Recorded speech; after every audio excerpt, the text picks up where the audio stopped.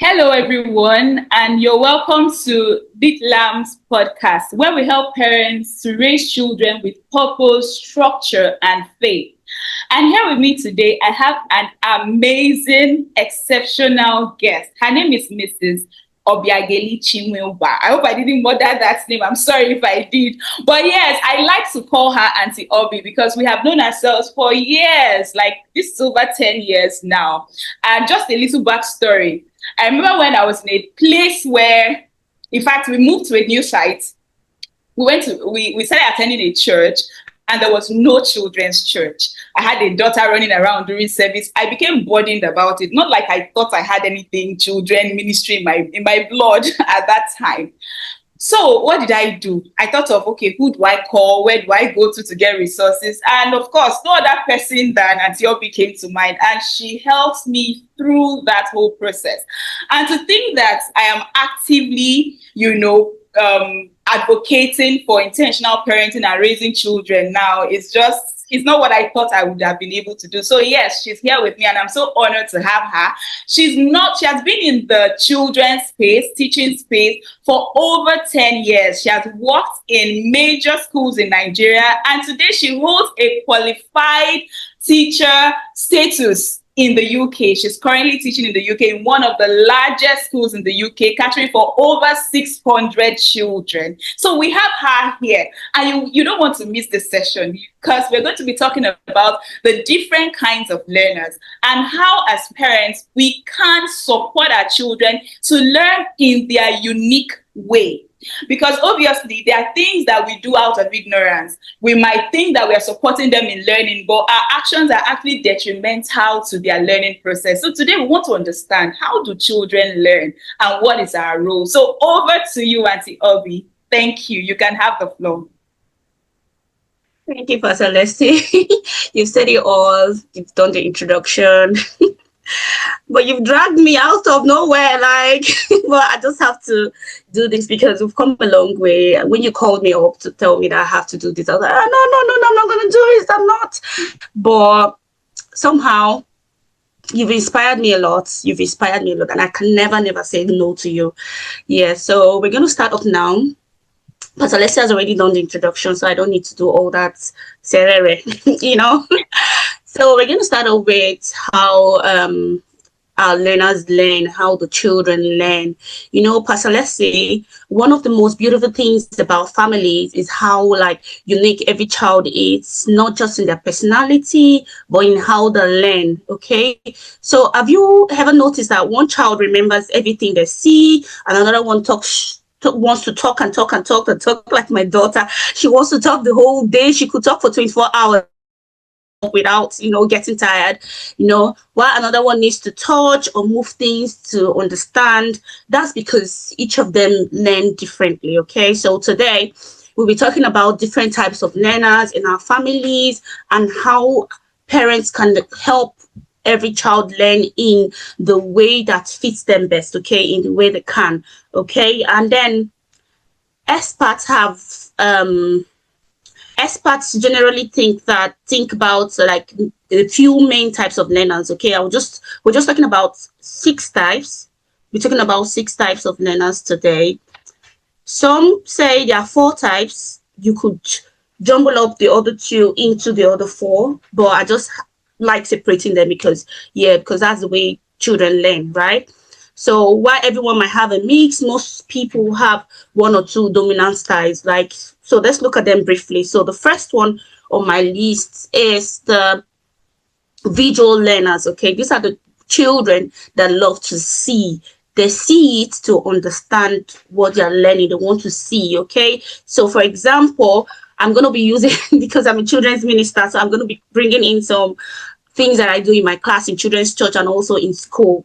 So for example, a child who remembers like Bible stories better when you show them pictures or enjoy watching science experiments rather than just hearing about them. So how do these children learn, these visual learners, right? How do they learn? So they learn through pictures, they learn through colors, they learn through diagrams and written notes. These are the way these children learn. So when I came into the UK, right, in the classroom, like in the UYFS, that the little ones, their classroom, they have like a particular area where they do creative drawing, creative things, where they could create things with colors, and these children, they love using colors, like they love it. They love drawing. That's the way they learn. Like everybody have like different way they learn. Like, and then when I was in school then here in the UK, some of the older ones,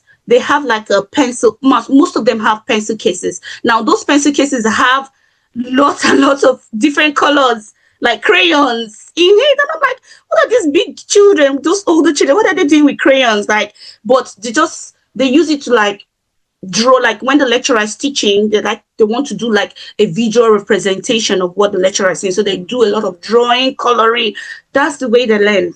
Okay, so this particular set of children, they learn through pictures, colors, like I said, diagrams and written notes. So how do you help this set of children? How do you help them, right? So when you are teaching them or when you are supporting them, right, you could use pictures, you could use charts, you could use flashcards.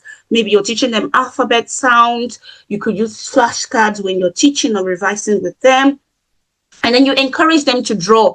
For example, you read a story to them, and then you can tell them, can you just draw a picture of what you think the story is all about, right? Or you can say, draw this, maybe a particular character in the story, for those of you that have like little ones that can't really express themselves very well. So you can say, can you draw this particular character in the story? Or you could let them watch educational videos or create colorful notes, right? So these are the way they learn. Okay, so for example, I'm going to give you a tip. If you're reading the story of Noah's Ark, you show them an illustration or let them draw the animals going into the ark.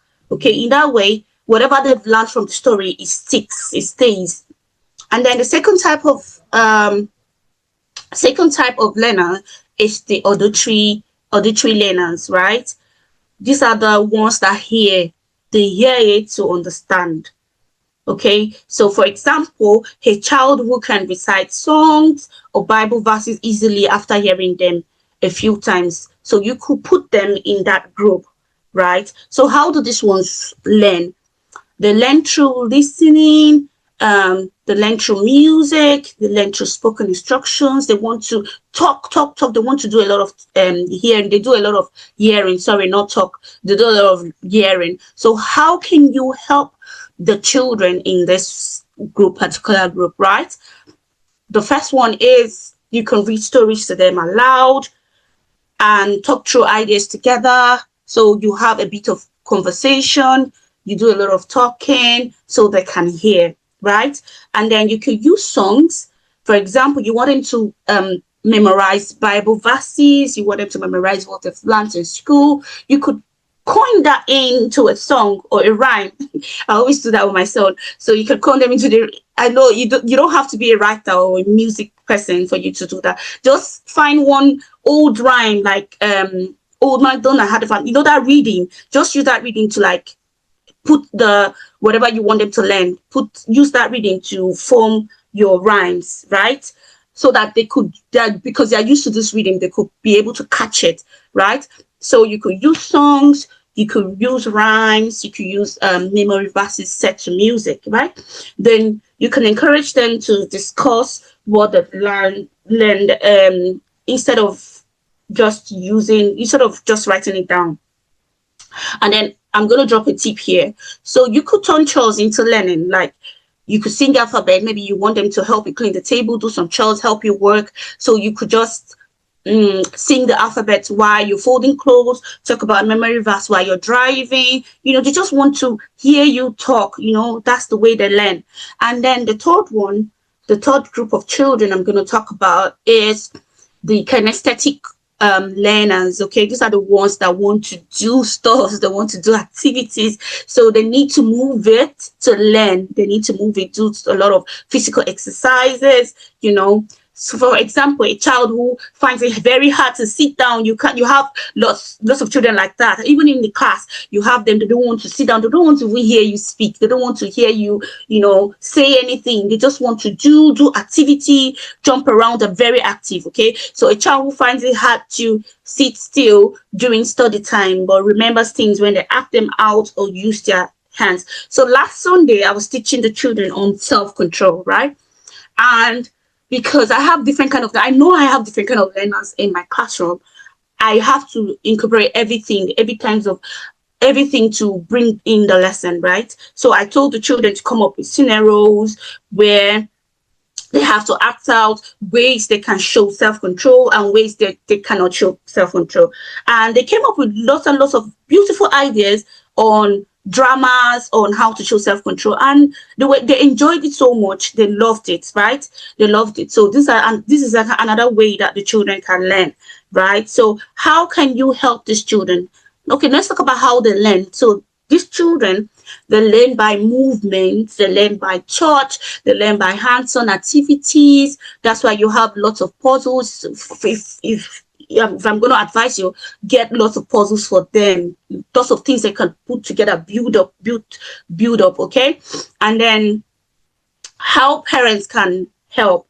How can parents help this set of children? So you turn every lesson into activities. For example, you build a model of the ark instead of just reading about it. So you could come up, maybe get a paper, get wherever, anything. It doesn't have to be the boat. You could even get piece of carton, get different junk. There's something we call junk modeling here, where you have like different recycling products, where you can put them together to create something. So you could get piece of things around the house and just say, oh, come on, child, let's build Noah's Ark. And you could just pretend like whatever you're doing is the Noah's Ark. They're going to love it, trust me, right? So turn lessons into activities. For example, you do the model of arc instead of just reading about it, okay? So, and sometimes allow movement breaks during when you're working with your child. Maybe you're doing your homework. When they've done 3 questions, you can tell them to just walk around with them. I do that a lot in my class if I'm covering, because the children that really sometimes they could be unsettled. So if I've taught for like an hour, I just tell them, can you just walk around the class, speak to your friend, and they just stand up, walk around, speak to their friend, and by the time they've done, they've eased up and they're okay for the next lesson. Yeah, so you could do that. Allow movement breaks during homework, and then you could act out Bible stories, like I just mentioned last Sunday. We did how we act out scenarios on how you could show self-control. Okay, so let them act out Bible stories. Count using real objects. So instead of showing them pictures and telling them to count, you could bring different things in the house, bring different cups. How many cups do I have on the table? Can you help me count them? You count them. Oh, one is missing. Can you look for one more? And then they go around and go and get another cup. Okay, so they can act it out, count using real objects, or they can learn by doing things, right? So what's the tip for this one? So for example, a math lesson, you can use real fruits to teach addition and subtraction, real life scenarios to teach things, real life scenarios. You can even act out, right? Yeah. Sometimes I could just, if I want to teach my children about empathy, right? I could just walk around the house like I'm in pain. I'm just pretending, and let me see how they're going to react. Right? Some of them, yeah, some of them were like, "Oh, mommy, you're hot. What, are you okay?" While some of them like, they'll just sit down and say, "Oh, mommy, sorry." They're not standing up. They're not coming to help me, but they just said sorry. Right? So I could just use that as a point where I could teach them. And then another kind of learner is the reading and writing learners. Now, these ones, they love words. They love words. Words. They love. This is a child that wants to read books, makes lists, write stories, reflect. This is where my daughter belongs, right? She writes and writes and writes. In fact, my husband had to buy her a journal for her to write. She wants to write about her day. She just ate. She started habits when she was 5, right? She wants to write about anything and everything. She wants to jot down. She wants to But she has a book where she has her story. She has her own stories, right? And we're trying to help her to work on that skill and publish her book. She has books that she has written, stories that she has written that she wants to publish, right? So we've helped her in that area, right? So these are the set of children that love to read books, make lists, write stories, and they want to reflect. So how do these ones learn? So they learn best by reading and writing things down. So how do you help this set of children, right? How do us as parents help this set of children? So you could give them books, right, to read, get them books. My house is full of books, right? My daughter could read 5 books at the same time. And I always tell her, no, you just have to read one at a time, right? And then when you finish, you go, I don't know if I'm getting it wrong, but I just feel like you should just take one at a time. But she wants to read this, and then when she reads one chapter, she goes to another one. I just feel her memory is going to be jumbled up. But I don't know really, but I just want her to like read one at a time. But she wants to read like 6 books in a day, finish it, and then get on with another one, So give them books, buy books for them, invest in them, like buy storybooks. If you don't have money to buy the new ones, you could buy, like, we buy stuff from Amazon, right? And there's a part where you can buy old books. These old books are not really, they're not torn, they're still very okay, but they've been pre-owned by other people. So those books are like cheaper. So you could do that. You could buy, like, if you feel that you're going to spend a lot of money buying new books, you could buy pre-owned books. So buy books, notebooks, get journals, buy them journals for them to write that. Even if they're not writing anything sensible, even the little words, let them scribble.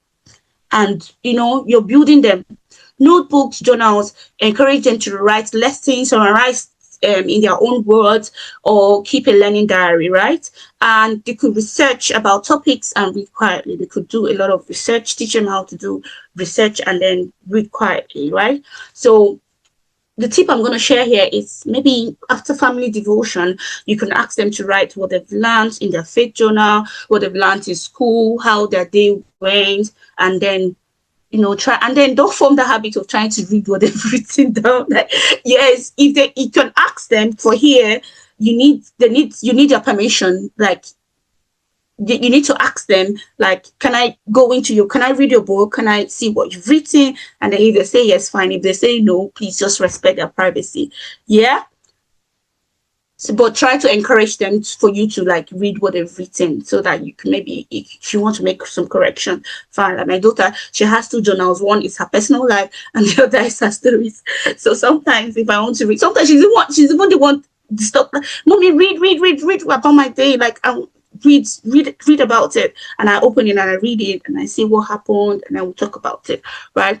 So these children learn by reading and writing, right?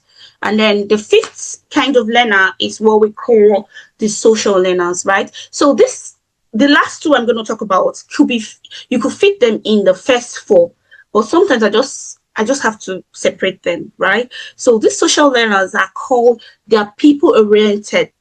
They learn best with other people. There's some people like that. I could be placed in this, right? I could be placed in this group because I love group work. I love teamwork, right? So a child who enjoys group work, love discussions, they love family devotion, that they want, oh, mommy, come, it's time for devotion. They love family devotion, they love teamwork, group work in school, or learn more during family activities. Like here in the UK, they do this a lot. For most of the work, they're like, oh, we have to put you in group and for you to do your work. And then most of the time, when the lecturer is teaching, she says, oh, speak to your partner and then talk about what you've learned. And they also do that in the primary school, even year 1, in the reception classes, the nursery. They also speak to your partner and tell your partner what you've learned, and they just start talking. Yeah, so it's another way that your child can learn. So a child who enjoys group work, love discussions, learns more during family activities. So how do this set of children learn? They learn best through group work and discussion, right? They love working with partners. They love to work with another person. They learn best with other people. So how can you help these children? How can you help them? So you encourage group study, team projects. If you have a child that have a friend that loves reading too, you can pair them together for them to always do like group study, right? Maybe with a sibling or a friend. I can't even put my three children together to do group study. No, it won't even work because I'll be separating fights. So know who you're pairing with your child, right? So discuss lessons as a family. What did you learn today? Yeah, you could do that. So pair them with a study or prayer buddy. Pair them with someone because they learn best with that method. And then the tip I'm gonna drop is during family discussion, the family devotion. Let them lead the discussion and share the thought. Give them the floor to always do the talking, right? And see how they'll thrive. Now, the last one I'm going to talk about is the solitary learners, right? This one could be really hard because most parents would want their child to work with other people or work with them. There's some children that are very independent. They don't want your help.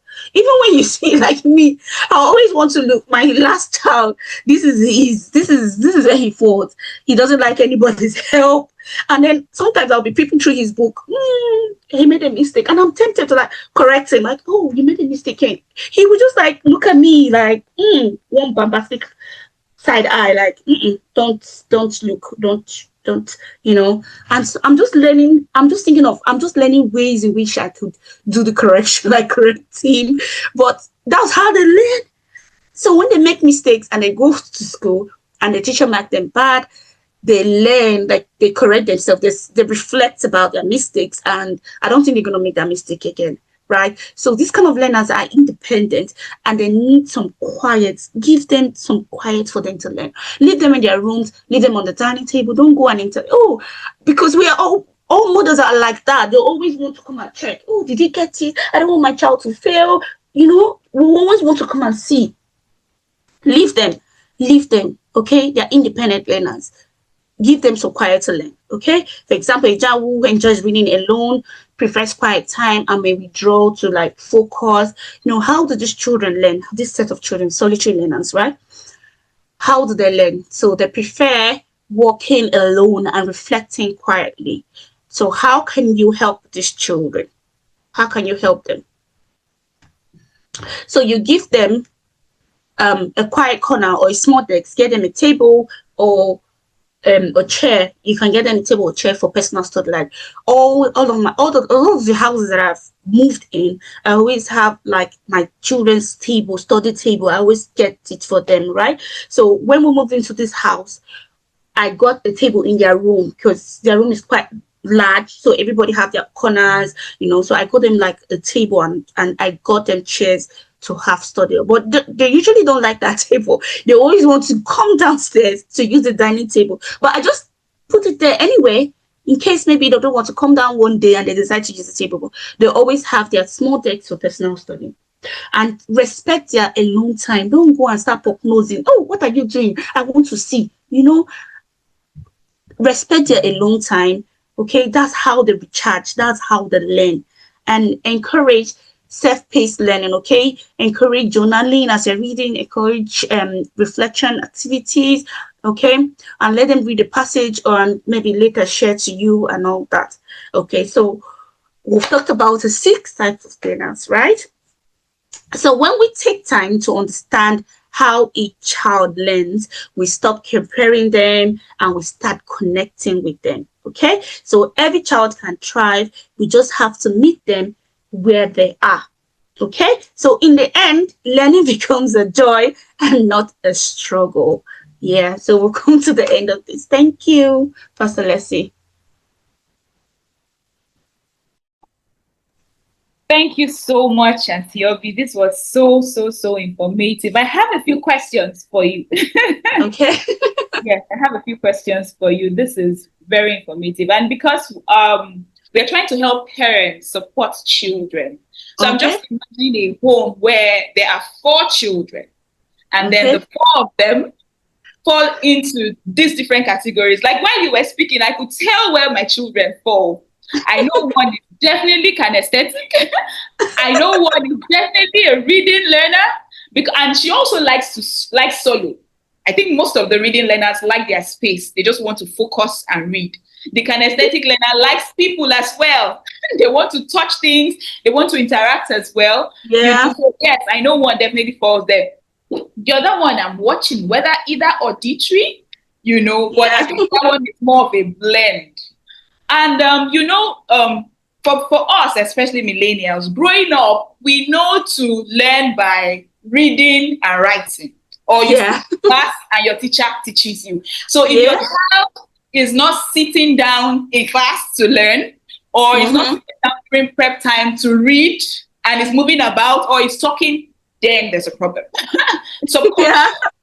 Yes, but having such information lets us know that not every child would sit through 30 minutes or 1 hour to read. Not Mm-hmm. every child would sit quiet in a library during prep time to read.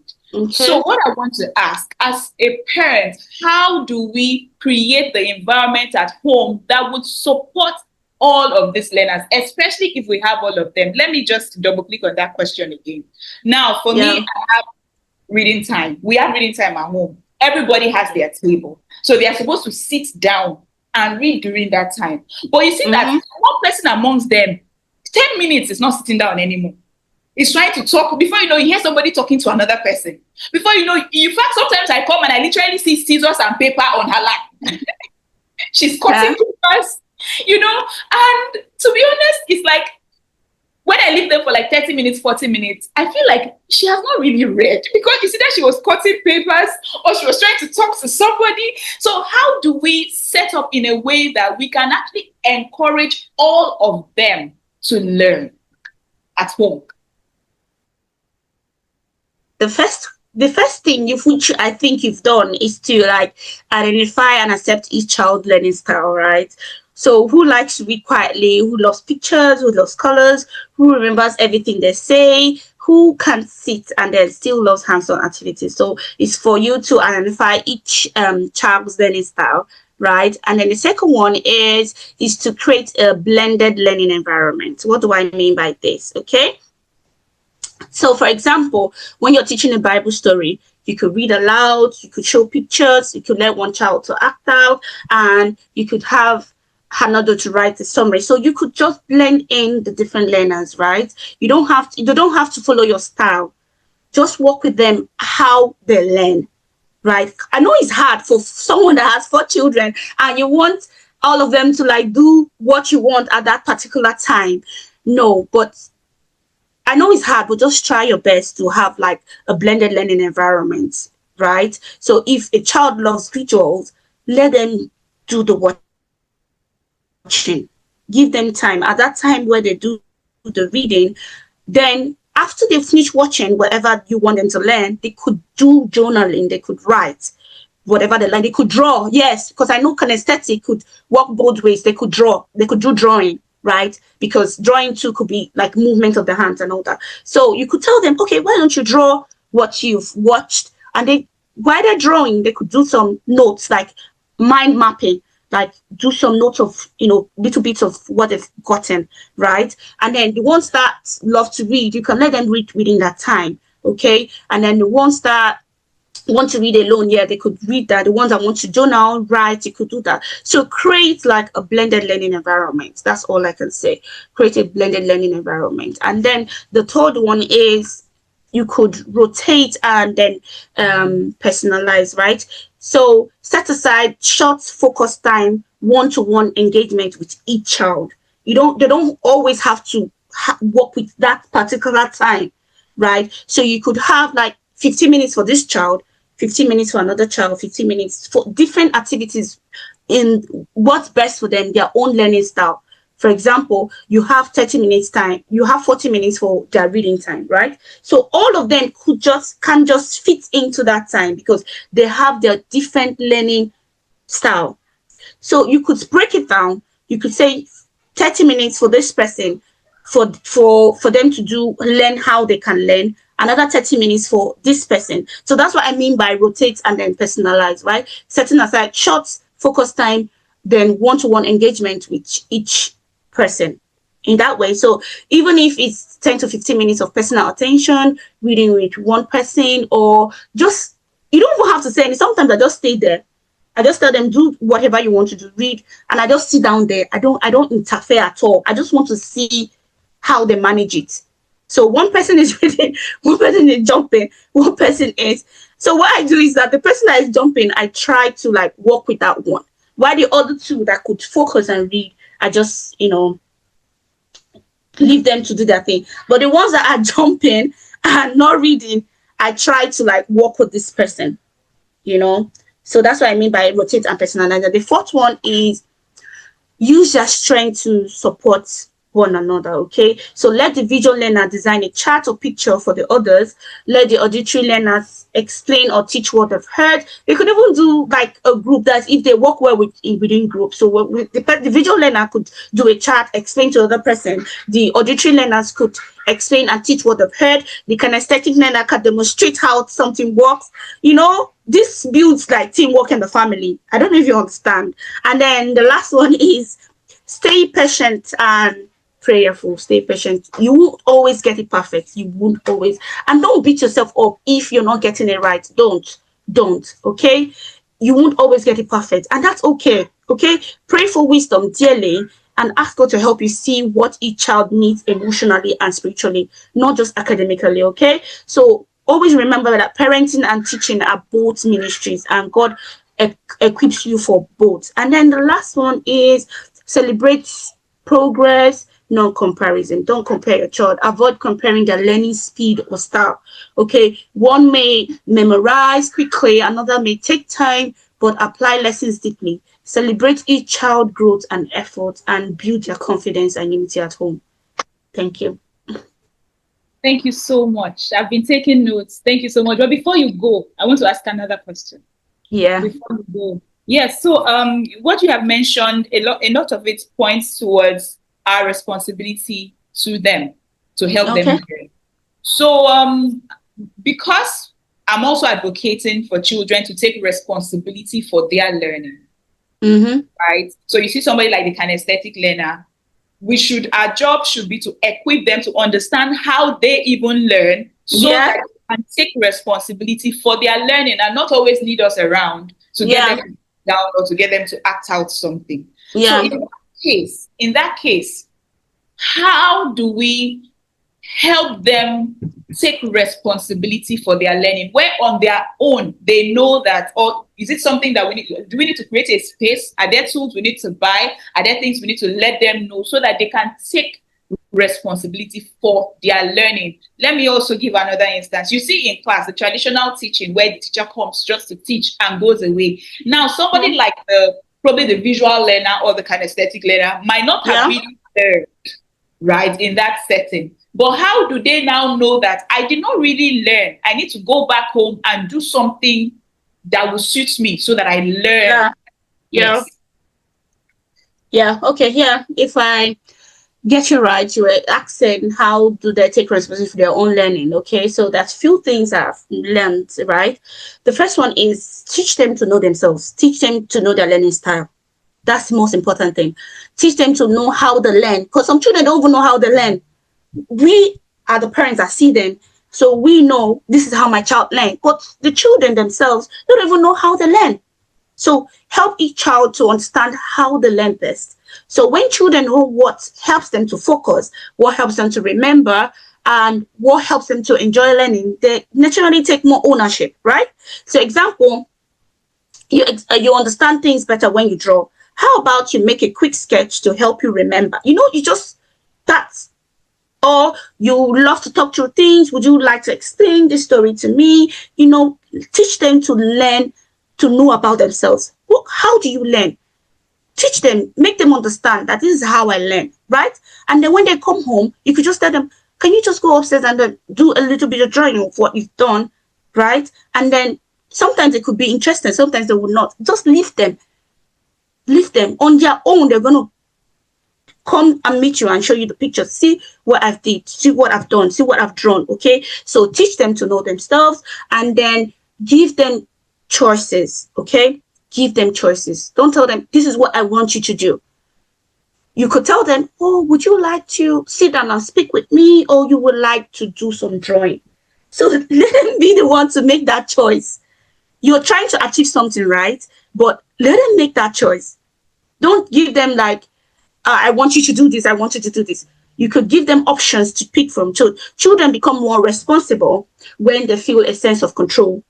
Yeah. So instead of dictating every step and offering guide and choices, you could give them like choices. You could pick from this, do this. You could say, do you want to read this now or after lunch? Would you like to write your summary or record it as a voice note? So, give them choices, teach decision making and accountability, so they learn that every choice has a result, right? So let them make their choices. For example, I want for example, in my class, in the reception, because I'm always in the reception, I don't know why they put me there. I will always tell the child, I said, Miss Obi, can you help me draw the picture? They'll always tell me, can you help me draw my picture? Like, this is your picture. I don't even know what's in your mind. And they'll tell me, Miss Obi, can you help me draw the picture? I said, what do you want me to draw? I don't know. I'm not in your mind. Would you like me to show you how to draw, or you want me to guide you? It's still the same thing, but I'm just using English, and they'll tell me, okay, I want you to show me. I just said the same thing, but I just had to give them a choice, right? And then the next one is set clear goals together. Help each child to set simple and achievable goals. Example, you can say, this week I'll learn 2 new memory verses, or I'll finish my book report by Thursday. Let them set goals together. You can set goals together. You don't have to set goals for them. Tell them to, you could do the setting of goals together. And then you could teach time management, okay? Show them how to plan their day. Like, use visual schedules. For example, in my class, you know how we have at school timetable, we have math, English, writing, reading. You know how you just write it in words? No, we use visuals to represent our timetable, so the children know that this is what I don't want you to do. This is how I've planned my day. This is what we're doing. We're doing math, and then they see numbers there. They know. So use visual schedules or to-do lists for visual learners, right? And then talk through plans allow for auditory learners. And then you could, for kinesthetic learners, move pieces on the chart or use timers, right? So teach them time management.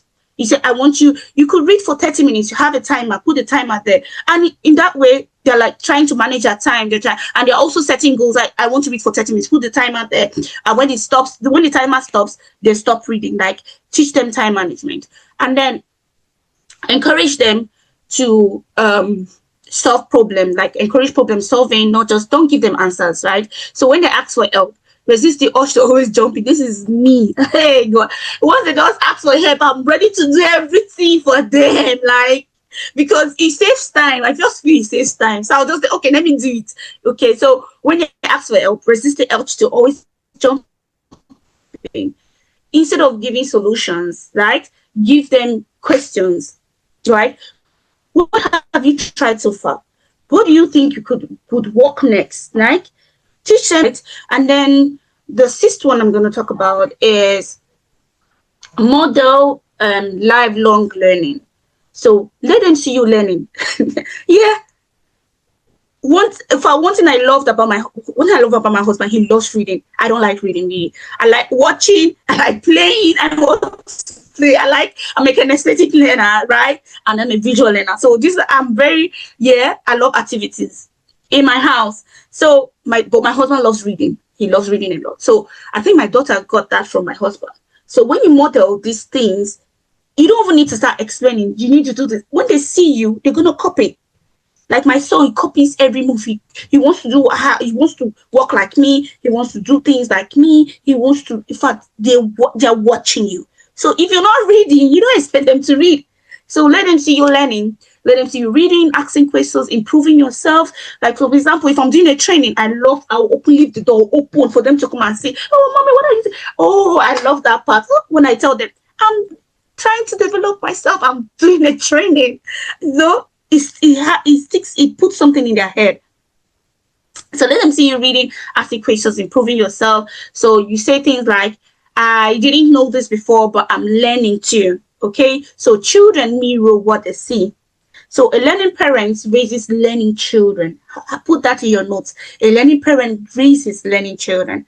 And the seventh one is nurture a growth mindset. Nurture a growth mindset in them. Teach them that mistakes are not failures. They are learning opportunities. Okay, celebrate effort and not just outcome. So you didn't get it yet, but you're improving. That yet builds like perseverance in them. Teach them that mistakes are not failures. And then the next one is connect learning to purpose, right? Show them that learning isn't just for grades. Don't teach them that, oh, you need to pass your grades. In fact, I'm trying to remove that thing. You know how Nigerian parents, you did not come first. Where were you when others were coming? You know, all those kind of talk that we used to say those days, right? So I'm trying to remove that thing from my mouth, that I'm showing them that learning isn't just for grades, okay? It's part of God's plan for their lives, right? So God has given them a sharp mind and a creative mind. Learning helps them to use it for his glory, right? So when children see meaning in what they're learning, motivation comes naturally, right? So responsibility doesn't grow overnight. It grows through trust, through small wins, through consistency. So when parents guide their children, when parents encourage their children, when parents pray over their children's learning journey, they raise not just students, but stewards of their God-given potential. I hope this answers your question, Pastor Leslie. Yes, you answered my question. Thank you so much. Like, this was such an insightful, eye-opening session, and I'm already thinking how to ensure that yes, because a lot of times we make the mistake of boxing all of them into one style of learning. Even sometimes when we know that they learn differently, but we just want to, because it's easier to just get everybody to sit down. Yeah. you Yeah. know. Yeah, but no. If we want to help them, and I love the parts you talked about, get them to be aware of how they even learn. Because sometimes if they see that their sibling sits to learn and is doing well in school and they are not able to sit to learn, they might feel that it's a weakness in quotes, not realizing Yeah. that that's not how they learn. So they should Yeah. appreciate their uniqueness and Mm-hmm. work from the place of their strength. And this cannot Mm-hmm. happen when they understand it. Thank you so much. Thank you so much. I'm sure everybody who gets to listen to this will be glad and grateful for this Yeah. for these truths that you have shared with us. So, do you have anything, last word? Do you mind anybody contacting you, or do you have anything yeah, that you want to talk Uh, about? I think I've said it all. Okay, but I just want to encourage parents to take it one at a time. Okay, they don't have to achieve everything all at once, one at a time. Be very patient to the children and be very, very positive. Very, very positive. Sometimes when I'm going negative, my husband will always want to remind me, what are you even saying? I'll just, retract my words and say something. Sometimes when my son gets me angry, I'll say, oh, you're so intelligent. Like, I wanted to say, are you okay? But I'll just have to switch, you know. So be very, very positive, and take the step one at a time. You can reach out to me if you have more questions, you want to have a one-to-one conversation with me. I'm really open to that, right? Yeah. And thank you so much, Pastor Desi. Really, you really pushed me. Like, I can't believe I'm even doing this. I always want to be the one behind. Like, let me be pushing others. Go and do, go and do. Let me, I want to be the engine room. Like, yeah, I could encourage, I could like push you to achieve what I never want to be in the forefront. I don't like. But thank you for this. Thank you. I really appreciate. My pleasure. My pleasure. Thank you too. Thank you too. Thank you. And thank you, everyone. So we'll call it a day at this point. All right. Bye.